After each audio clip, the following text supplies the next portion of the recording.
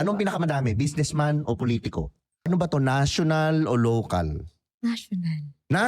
National?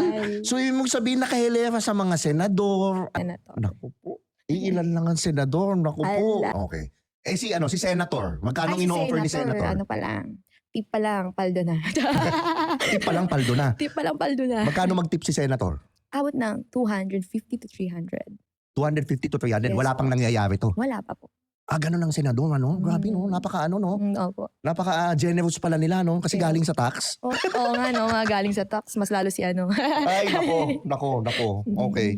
Tapos, okay, ito question ko ngayon. Yung mga minention mo sa aking mayor or senator, Yes. nakita mo nag-hearing sa Senado. Nandun ba sila sa listahan na to? Wala siya. Wala. Wala siya. Wala sa listahan. Wala siya. Nandun sa hearing, yung mga nag-offer? Nandun. Nandun? Oo, nandun syempre. Nako, okay, ito na lang, final. Yung nandun sa hearing na senator, bigyan mo ko initials lang. Pwede ba yun? Oo, initials lang. First name, last name. First name, last name. Hala, sobrang dali kasi. Sige lang. Initials. Initials. Gitna na lang. Initials. Okay lang. Ano siya? May Y. Y? Tapos ano yung last name? First letter. First name. R. R. Last name. Hala! First letter ng last. Sige. Wag first letter. Last letter ng last Last name. letter. R ang first name, di ba? Opo. Last letter ng last name. F na lang. Ha? F. F ang last name. Opo.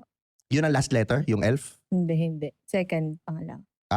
Pangalawa. Pangalawang letter ng last name. Opo. Okay.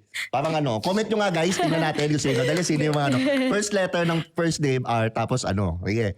Yung second letter or third letter, no? F, no? Yes, comment nyo nga. Sige nga, hindi ko alam Parang hirap pulaan. Oo, mahirap, no? Naku, grabe. Madali lang, sobra. Grabe yung mga talaga, senator, may yaman, sana all.